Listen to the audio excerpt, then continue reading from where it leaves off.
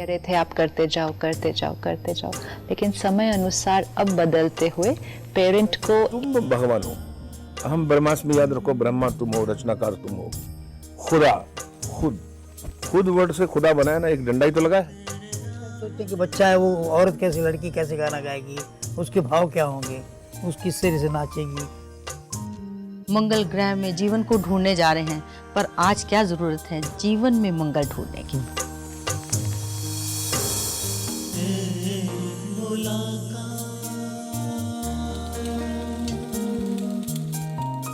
नमस्कार।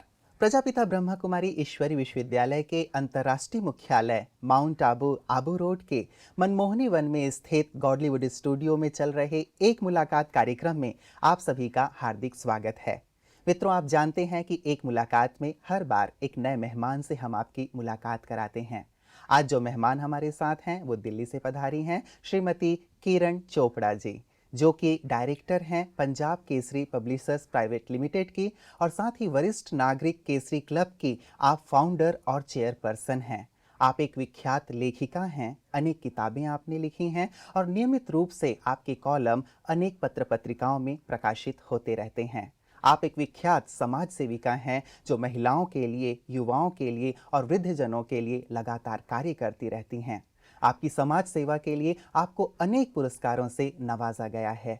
ऐसी विशेष हस्ती आज हमारे साथ है। आइए हम सब मिलकर उनका स्वागत करते हैं। किरण जी, आपका बहुत बहुत बहुत स्वागत है। धन्यवाद। किरण जी, जैसे आप समाज सेवा के क्षेत्र में लगी हुई हैं, महिलाओं के लिए भी आप कार्य कर रही हैं, बुजुर्गों के लिए भी आप कार्य कर रही हैं, युवाओं के लिए भी कार्य कर रही हैं, तो विशेष रूप से चूंकि आप महिला हैं इसलिए महिलाओं की ही बात करते हैं। आज महिलाओं पर विशेष करके जो समाज में अत्याचार हो रहे हैं या एक प्रकार से उनके लिए अपराध बढ़ता चला जा रहा है, आप क्या कारण समझती हैं?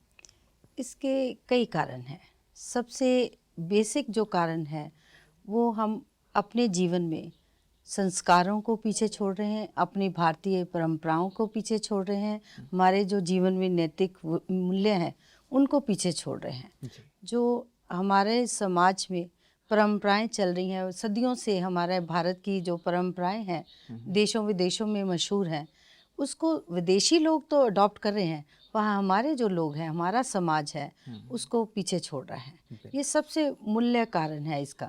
और दूसरा, आप देख रहे हो कि स्त्री जो है आज बहुत तरक्की कर गई है, और किसी भी क्षेत्र में, चाहे अंतरिक्ष हो, साइंस हो, एस्ट्रोलॉजी हो, एटॉनमी हो, फिल्म क्षेत्र हो, पॉलिटिक्स हो, किसी भी क्षेत्र में वो पीछे नहीं है। कोई भी चुनौतीपूर्ण कार्य हो, स्त्री कहीं भी पीछे नहीं हटती।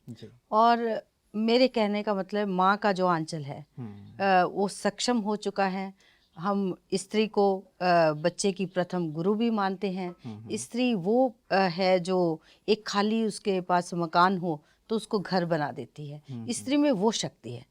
पर दूसरी तरफ स्त्री पे जो अत्याचार हो रहे हैं, जो आप कह रहे हो और मैं भी देख रही हूँ, आए दिन हम न्यूज़पेपर में, टीवी में रोज़ देखते हैं कि बहुत से जो कृतियाँ हैं हमारे समाज में स्त्रियों के प्रति, बच्चियों के प्रति, कन्याओं के प्रति, जिनकी हम पूजा करते हैं। हमारा देश माना जाता है, कोई भी ईश्वर का नाम, भगवान का नाम ले तो सबसे पहले स्त्री का नाम आता है, राधा कृष्ण, नदियां हैं उनका भी सबका, नाम स्त्रियों के नाम पे ही है। सबका।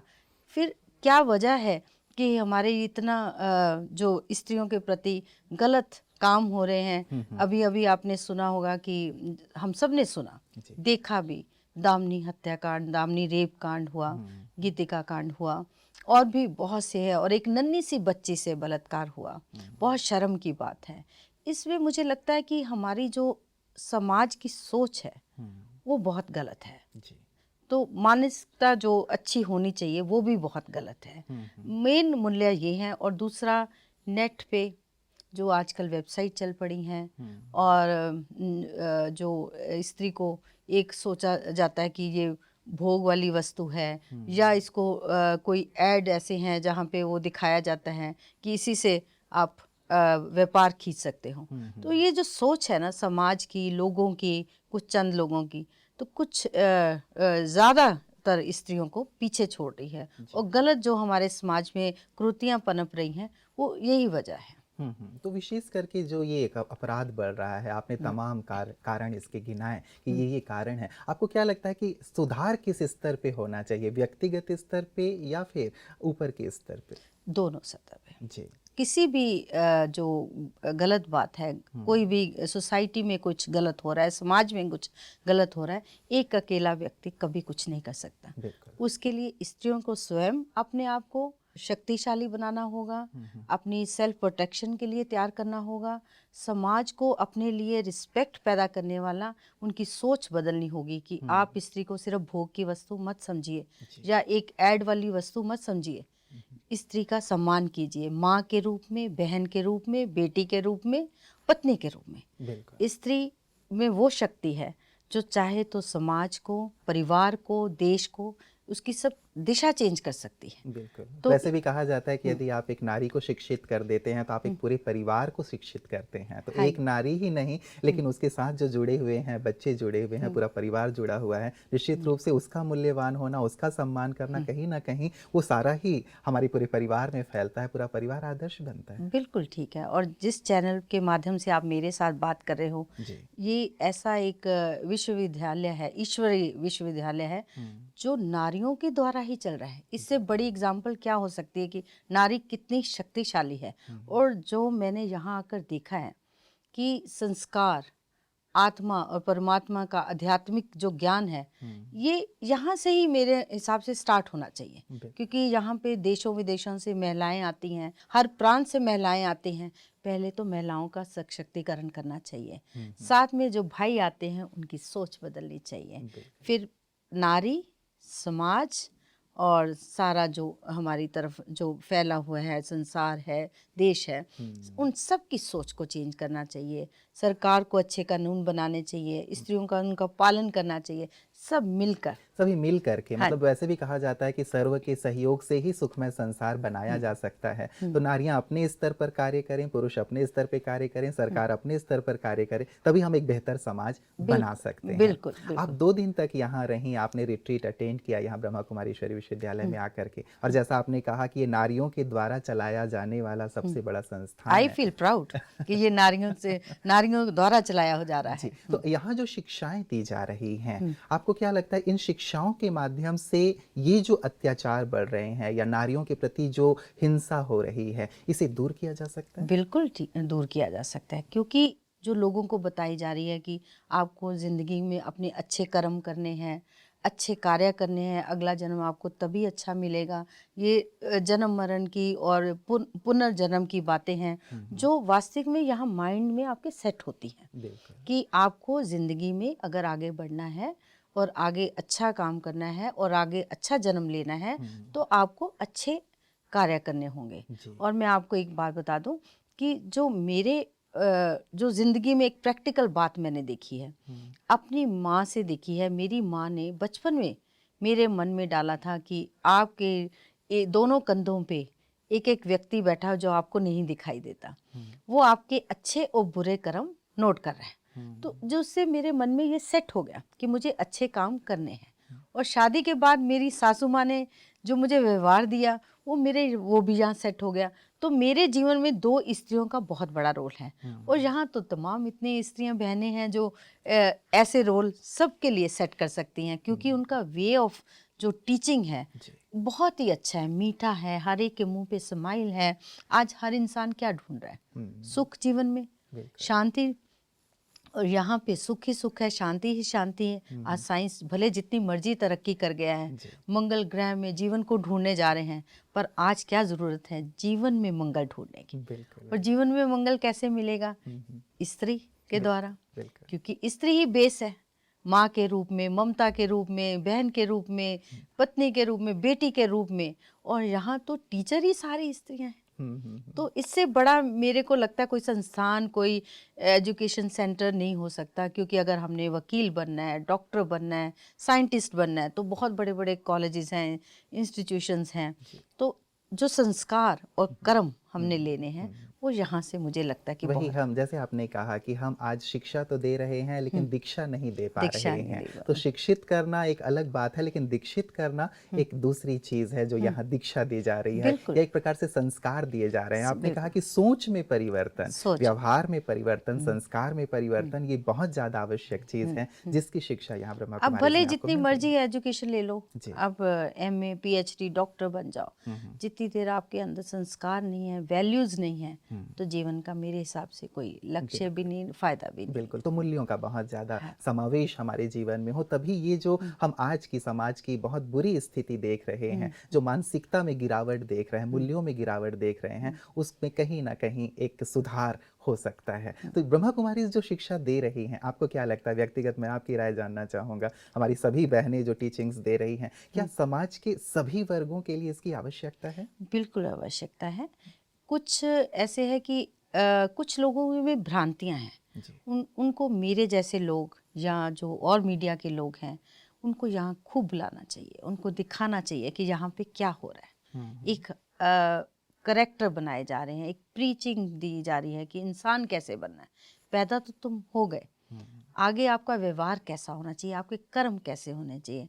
तो वो मुझे लगता है कि यहाँ पे बहुत सही प्लेस है एक, और जो यहाँ आपके सेट हो जाती है। बिल्कुल बिल्कुल। और केवल यहाँ ही नहीं, अंतर्राष्ट्रीय मुख्यालय में ही नहीं, लेकिन भारतवर्ष के प्रायः सभी शहरों में इसकी ऐसी शाखाएं हैं जहाँ पे बहनें ही इस प्रकार की शिक्षाएं दे रही हैं। और लक्ष्य ही यही है कि जो समाज में एक पतन आ गया है, उस पतन से इसे उठाया जाए, इसका उत्थान किया जाए, लोगों के नैतिक उत्थान के लिए ये कार्य कर रहा है, या फिर उनकी सोच में एक परिवर्तन ला रहा है, ताकि हम एक बेहतर और श्रेष्ठ समाज का निर्माण कर सकें। बिल्कुल। और सबसे इंटरेस्टिंग आपको बात बताती हूँ कि जो भी मनुष्य या संस्था या कोई भी इंस्टीट्यूशन अच्छा काम करता है तो उसका क्रिटिसिज्म भी होता है। जब मैंने यहाँ आना था तो मुझे बहुत से लोगों ने कहा कि अब मत जाइए, वहाँ आपको वश में कर लिया जाएगा, ये भ्रांति फैली हुई है।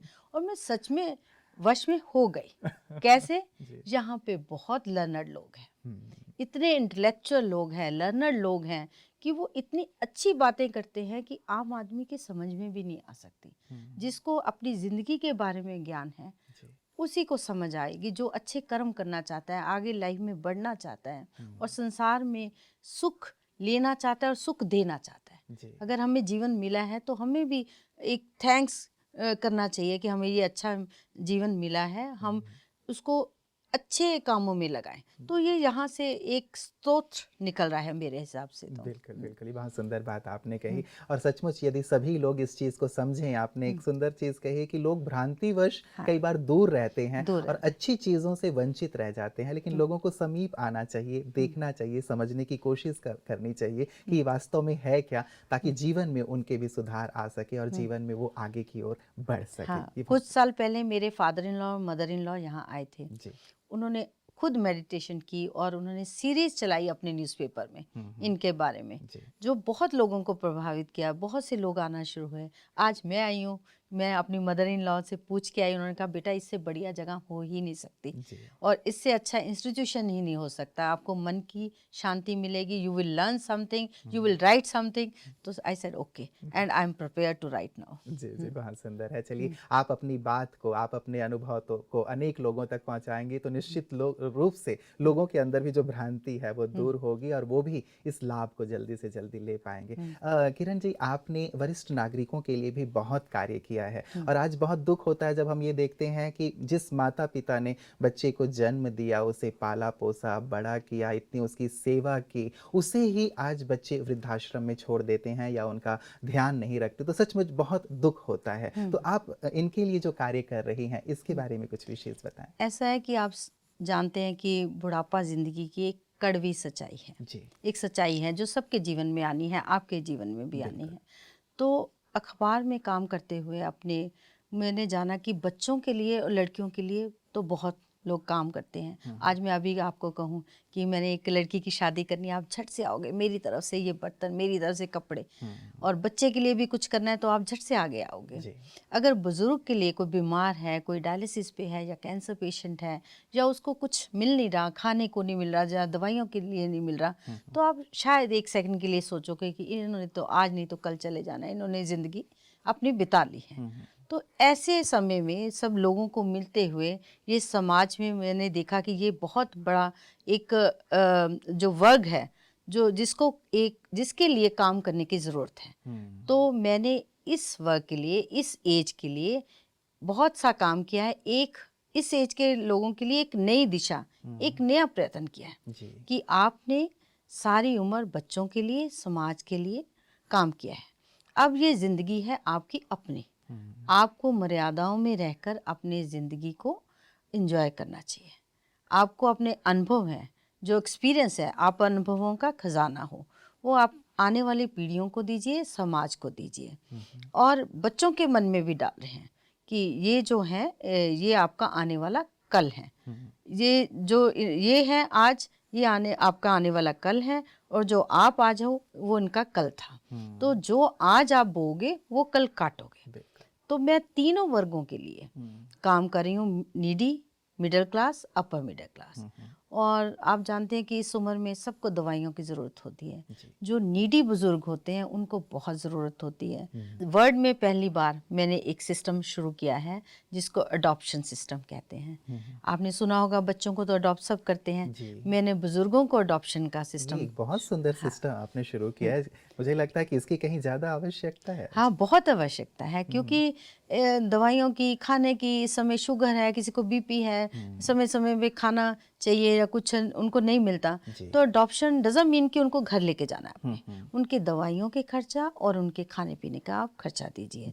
आप 1 मिनट लगता है बच्चों में 1500 पिज़्ज़ा बर्गर में खर्च कर देते हैं। इसी 1000 से उनका दवाई आ जाएगी। तो जस्ट नॉमिनल से हमने शुरू किया कि आप 1000 दीजिए और बुजुर्ग को अडॉप्ट कीजिए। आपको भी एक मन की शांति होगी कि आप समाज के लिए कुछ कर रहे हैं। और बुजुर्गों के हाथों से क्या निकलता है? आशीर्वाद और दुआएं दिल से होती हैं, और वो कभी वेस्ट नहीं जाती। जी।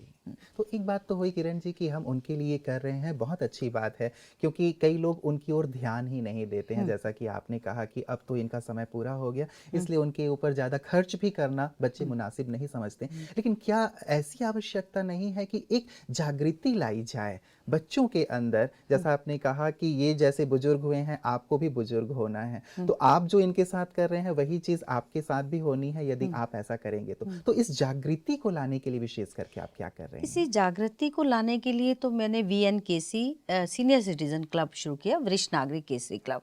क्लब जानबूझ के नाम रखा है कि ये लोग अपने आप को बेचारा या असहाय ना महसूस करें। इनको सम्मान चाहिए, प्यार चाहिए। इनको क्या चाहिए इस समय? सम्मान और प्यार। एक मूवमेंट, एक लहर चलाई है कि बुजुर्गों को सम्मान चाहिए, प्यार चाहिए। जो मिडिल क्लास और अपर मिडिल क्लास के बुजुर्ग हैं, निरी वाले तो रोकर भी अपनी व्यथा बता देते हैं। जो अच्छे घरों के लोग हैं वो तो रो भी नहीं सकते। आप अपने घर की इज्जत को बचाते हैं, बच्चों की इज्जत को बचाते हैं, बहुत प्यार करते हैं। तो उनके लिए एक मूवमेंट चलाई है कि आप अपने आप को व्यस्त रखो और मस्त रखो, बिजी रहो। बच्चों की तरफ मत देखो। बच्चे गलत नहीं है, सब बच्चे गलत नहीं हैं, क्योंकि लाइफ इज सो फास्ट। बच्चों आज बीवी, पत्नी और बेटा दोनों काम कर रहे हैं, तो उनके पास समय की कमी है जो होनी नहीं चाहिए। माँ बाप